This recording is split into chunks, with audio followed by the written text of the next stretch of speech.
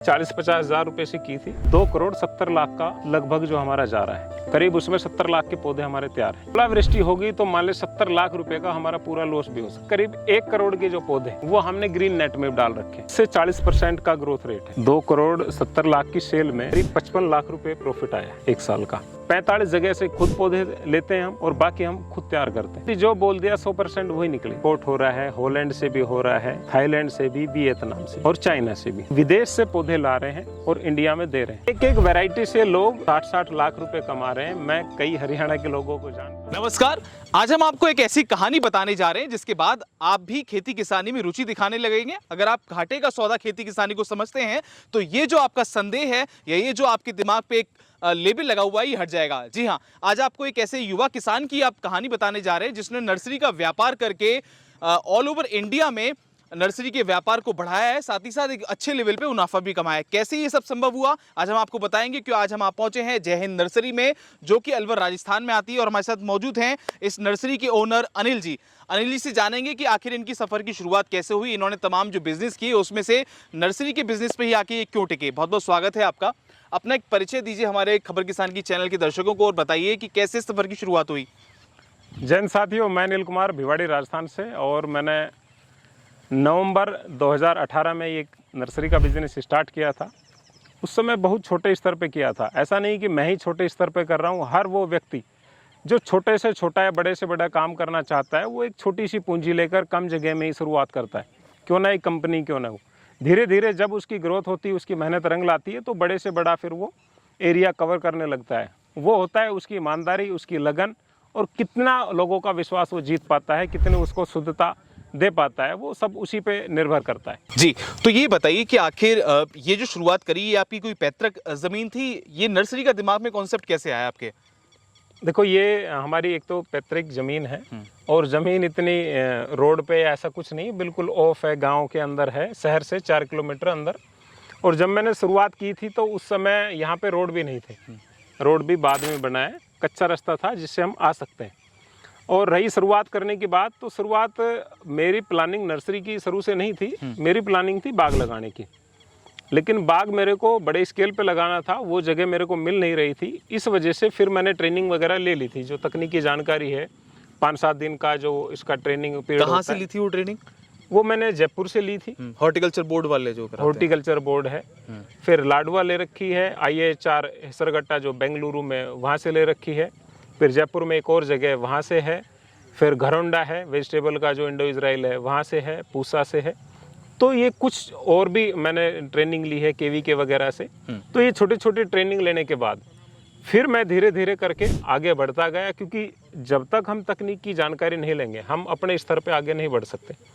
फिर गवर्नमेंट का सहयोग रहा, सिट्रस सेंटर नागपुर है, उससे मैंने MOU किया, और फिर मैं धीरे धीरे आगे बढ़ता रहा। सबसे मेन है कि मैंने अपने आप पर विश्वास रखा और अपने आप को साबित करके दिखाया कि हम जिस काम को करना चाह रहे हैं वो काम को सफलता की तरफ लेके जाएंगे, और जो क्वालिटी है उससे समझौता नहीं करेंगे। जी, जैसे कि आपने बात करी कि तमाम जगह आप ट्रेनिंग लेकर आए, तो आपको कोई गाइड करने वाला था या आपका कोई मेंटोर था? क्योंकि अक्सर किसान के सामने या युवा के सामने समस्या आती है अगर वो एग्रीकल्चर बैकग्राउंड से नहीं है तो ये बताइए कि आपको किसी ने कोई ऐसी ट्रेनिंग दी थी, या मतलब किसी ने आपको मोटिवेट किया कि भैया यहाँ जाओ वहाँ जाओ, या गूगल से करके आप पहुँचे?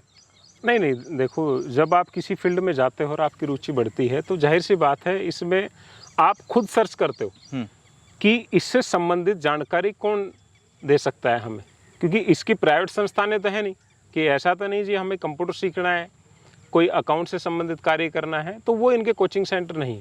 इनका तो गवर्नमेंट के जो KVK कृषि विज्ञान केंद्र है या इंडो इजराइल केंद्र है, वो 5 दिवसीय, 10 दिवसीय, 15 दिवसीय ये कार्यक्रम बीच बीच में चलाते रहते हैं, ट्रेनिंग प्रोग्राम, जिससे किसान को उनके जो बाग लगा रहे हैं उनसे संबंधित उनको कोई भी समस्या है तो वो भी नॉलेज मिल जाती है। प्लस अलग से वो नर्सरियों के लिए भी चलाते हैं कि कोई व्यक्ति अगर नर्सरी करना चाह रहा है तो उनके माध्यम से उनसे जुड़कर उनसे तकनीकी जानकारी लेकर वो कर सकता है, जिसमें ग्राफ्टिंग से संबंधित है, पौधे केयर है, रोग मैनेजमेंट है, वो सभी का उसमें बताते हैं। शुरुआत कैसे करी, कितना बजट लेकर चले थे और पौधे कहाँ से लेकर आए थे, ये बताएं। देखो, शुरुआत मैंने कोई 40-50 हज़ार रुपये से की थी, और सब छोटे लेवल से करते हैं। ऐसा नहीं साहब मैंने छोटे से की और अब मैं बड़ा बन गया, वो तो सबका यही एक पैटर्न है। लेकिन उस पर फिर मैं लगा रहा, 1 साल तक तो मैंने पौधे ही नहीं बेचे, 2018 से और नवंबर 2019 तक बहुत कम, कोई 100-200 पौधे बेचे होंगे। उस दौरान मेरा ये फील्ड था, इसको मैं तैयार करता रहा धीरे धीरे करके, क्योंकि बेचने का मैंने यूट्यूब चैनल भी नहीं बनाया था, क्योंकि मार्केटिंग का तरीका ऐसा कुछ पता नहीं था और गांव के अंदर था, बस ये है कि अपना प्रोडक्ट बेचना। फिर धीरे से मैंने अपना जय हिंद नर्सरी का यूट्यूब चैनल अक्टूबर में स्टार्ट किया 2019 में, तो उससे थोड़ी मैंने ऐड की। फिर गवर्नमेंट से मैं और भी तकनीकी जानकारी ट्रेनिंग लेता रहा, किसान ग्रुप से मिला। तो जब मेरी क्वालिटी जो पौधे लेके गए थे उनका वापस फीडबैक आना शुरू हुआ, उन्होंने एक दूसरे को कस्टमर रिपीट हुए, कस्टमर रिपीट हुए, तो वो मेरे लिए सबसे पॉजिटिव रहा जी। क्योंकि कस्टमर जो बोलता है उससे जो लोग खरीदते हैं वो सबसे बड़ा मेरा प्लस पॉइंट रहा। दिक्कतें क्या क्या आई सामने, चाहे प्रकृति को लेकर हो, क्योंकि कभी गर्मी ज़्यादा पड़ जाती है, कभी बारिश आ जाती है, या आसपास के मार्केट की जो सर्कमस्टांसेस थे, किस तरीके की दिक्कतों का सामना करना पड़ा? देखो, किसान के लिए तो जिस दिन वो बीज डालता है जी और मार्केट में बेचता है उस दिन तक पूरा रिस्क रहता है। जितनी महंगी फसल उतना ज़्यादा रिस्क। अब हमारे जैसे नर्सरी है, नर्सरी के अंदर अगर हम ओपन में तैयार कर रहे हैं, अब पीछे हमारा जो फील्ड है पूरा ओपन में तैयार है, करीब उसमें 70 लाख के पौधे हमारे तैयार हैं। अगर इस समय ओलावृष्टि हो जाती है तो ओलावृष्टि होगी तो मान ले 70 लाख रुपए का हमारा पूरा लॉस भी हो सकता है।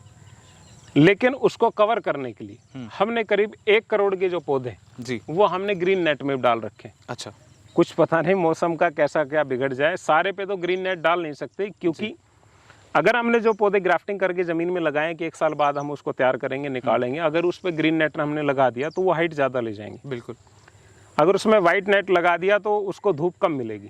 तो वो सब चीज़ें देख के हमें थोड़ा वैसे भी करना पड़ता है जी। ज़्यादा हाईटेक करें, नेट की हाइट ज़्यादा बढ़ाएं तो हमारा खर्चा ज़्यादा आए, क्योंकि वो नेट हाउस का फिर वो कई लाख में हमारा बजट बैठता है जी। धीरे धीरे हम जैसे जैसे आगे बढ़ेंगे वैसे वैसे हम हाईटेक होते 2018 की बात करें और 2024 में हम प्रवेश कर चुके हैं और बिल्कुल एंड पे हम खड़े हैं, अक्टूबर सितंबर की बात कर रहे हैं। तो लगभग 50,000 से आपने शुरुआत करी और आज आपकी कंपनी का कितना टर्नओवर है या आप कहाँ पे खड़े हैं? हम जो अब पर ईयर पौधे बेच रहे हैं वो 30 से 40% का ग्रोथ रेट है हमारा हर साल का। कभी 80% तक भी हम हर साल थोड़ा बढ़ जाता है, कभी कम भी हो जाता है, यानी 40% से ऊपर चल रहा है। अब हम जो बेच रहे हैं वो हमारा 2 करोड़ 70 लाख का लगभग जो हमारा जा रहा है। अब इसे एंड में फिक्स पता लग जाएगा कि कितना गया है, क्योंकि हम फरवरी से फरवरी काउंटिंग करते हैं। तो मेरा जो अनुमान है 2 करोड़ 70 लाख के लगभग ये जाएगा। जी। खर्चे की बात कर लेते हैं, क्योंकि सब YouTube चैनल पे बात करते हैं कि भैया इतनी कमाई, लाखों कमाई, करोड़ों कमाई, लेकिन खर्चे की कोई बात नहीं करता। तो आप अब तक यहाँ पर कितना इन्वेस्ट कर चुके हैं? जो आपकी मेहनत है वो तो है ही है कि इन्वेस्टमेंट, साथ ही साथ आपने इन पौधों को समय दिया है, सींचा है, ज़मीन आपकी थी, तो लगभग कितना आप खर्चा कर चुके हैं हर साल और कितना इसमें एक्सपेंड करते हैं? 1 साल का जो हम माने 2 करोड़ 70 लाख की सेल में, छोटा भाई है वो पूरा कैलकुलेशन देखता है, तो वो बता रहा है कि भाई हमें करीब 55 लाख रुपए प्रॉफिट आया है 1 साल का। तो बाकी हमारा सारा खर्चा ही है जी, क्योंकि हर पौधा हम खुद यहाँ तैयार नहीं कर सकते। उसके लिए उचित क्लाइमेट, सीडलिंग, मदर प्लांट, वो काफ़ी कुछ चीज़ें होना ज़रूरी है जी। अब काफ़ी लोग ये कहते हैं कि भाई साहब आप तो ये पौधा बाहर से मंगा रहे हो, ये खुद तैयार कर रहे हो। बाहर से मंगाना हमारी मजबूरी है। कुछ चीज़ें यहाँ पर तैयार ही नहीं, उनके तैयार करने वाले नहीं, साइन नहीं, रूट स्टॉक और नहीं। कस्टमर आपके पास आएगा वो लेने के कस्टमर लिए? आएगा, क्योंकि आज के दिन जो कस्टमर है वो कुछ नया चाहता है जी, कि आपके पास है क्या, ये है क्या, वो है क्या, नए नए नाम लेके आ रहा है। तो हमें नई नई वैरायटी अभी अपडेट रखनी पड़ रही है, तैयार करनी पड़ रही है। जो पौधा यहाँ पर नहीं लगा तो उससे साइन भी नहीं ले सकते, जाहिर सी बात है, 2-4 साल उसको भी चाहिए जी। तो ऐसे करके हम देश की जो उच्च जगह है, जो अच्छी संस्थानें हैं, गवर्नमेंट की हम प्राथमिकता देते हैं, जो खुद तैयार कर रहे हैं, अच्छी अच्छी जो उनका स्टार मिला हुआ है, 45 जगह से खुद पौधे लेते हैं हम और बाकी हम खुद तैयार करते हैं। अच्छा। तो हमारा पौधा कॉस्टली होने का भी एक कारण है, क्योंकि वैरायटी जो बोल दिया 100% वही निकलेगी, उसमें हम कोई फेरबदल नहीं करते जी। आम नर्सरियों की तरह नहीं कि लाया कुछ, मिला कुछ, दिया कुछ, एक ही जगह से पूरी गाड़ी लोड कर ली और खुश हो गए। हमारे यहाँ सबसे बड़ी सरदर्दी ये होती है कि ये पौधा आएगा कहाँ से, कितनी ज़्यादा वेरीफाई होगी। कई बार जाते हैं गवर्नमेंट संस्थानों में, फ़ोन करते हैं कि श्रीमान जी ये पौधे चाहिए, ठीक है मिल जाएंगे। उनके संस्थान पे जाओ, कह देंगे नहीं है भाई, आपको फ़ोन किया था कि नहीं है। सर आपने यस किया था, नहीं है, 20 पौधे मिलेंगे। जी, आपने जब आपसे बातचीत चल रही थी ऑफ कैमरा तो आपने बताया कि आपने कहीं विदेशों में भी बड़ा भ्रमण किया, रिसर्च किया, तो उसके बारे में कुछ अपने उनके बारे में बताइए कि आप विदेशों में कहाँ कहाँ गए, कहाँ कहाँ आपने रिसर्च चीज़ें देखी, कहाँ कहाँ नई नई चीज़ें देखी, और अभी क्या लगता है आपको हमारे देश के अलावा देखा जाए विदेशों में किस टेक्नोलॉजी पे काम हो रहा है जो भी हमारे देश को ज़रूरत है वहाँ तक पहुँचने की, लगभग कितने वर्ष हमको लग सकते हैं? देखो, हमारे देश के अंदर जो वैरायटियाँ हैं वो तो लगभग विदेश से आ रही है। इटली से भी इंपोर्ट हो रहा है, हॉलैंड से भी हो रहा है, थाईलैंड से भी, वियतनाम से भी और चाइना से भी।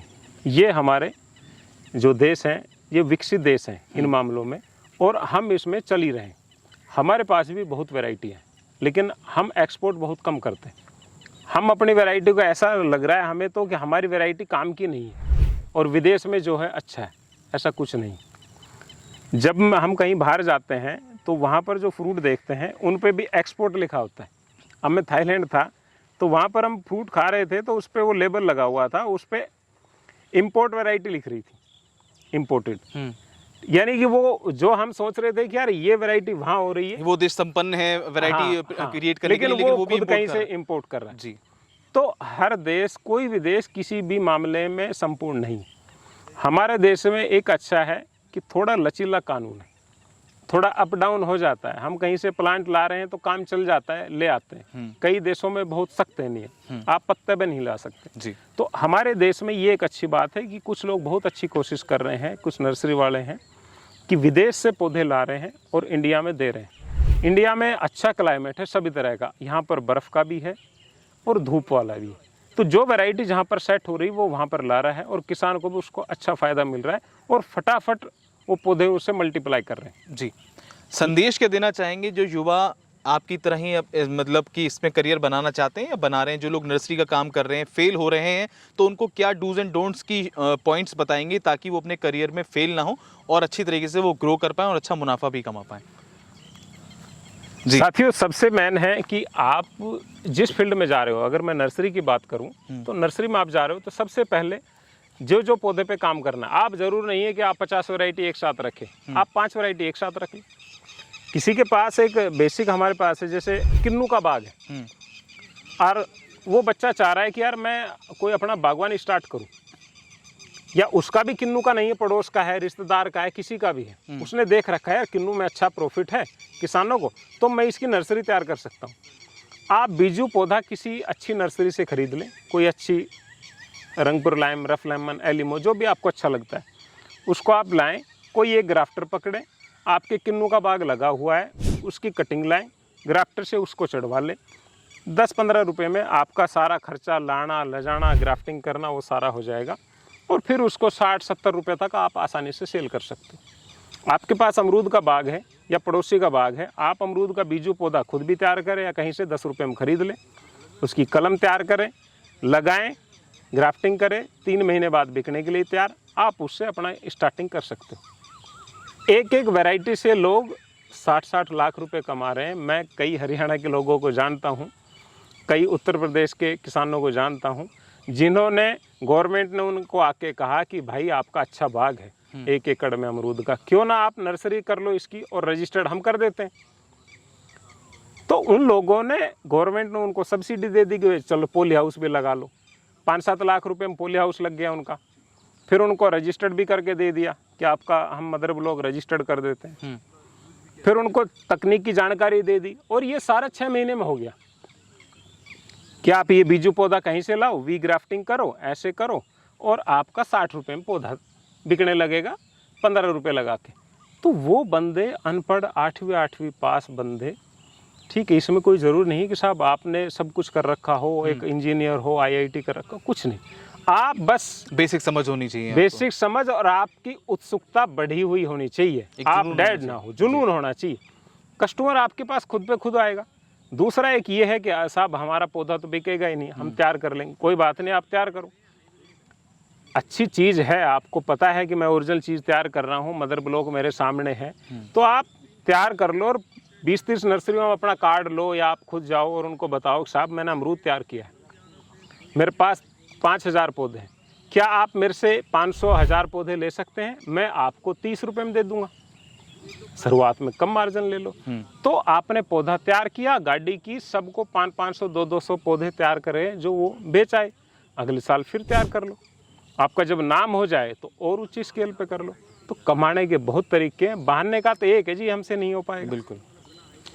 तो ये काफ़ी अच्छी बात बताई अनिल जी ने, अपना अनुभव साझा किया और उन्होंने बताया कि कैसे अपने इन्होंने इस करियर की शुरुआत करी थी नर्सरी के, और आज इसको 50,000 से लेके ये करोड़ों के टर्नओवर तक पहुंचा चुके हैं। इनके साथ हम और भी वीडियोस लेकर आएंगे और जानेंगे नर्सरी की बारीकियों को। तो आप हमारे साथ बने रहिए, देखते रहिए खबर किसान की। धन्यवाद। जय हिंद।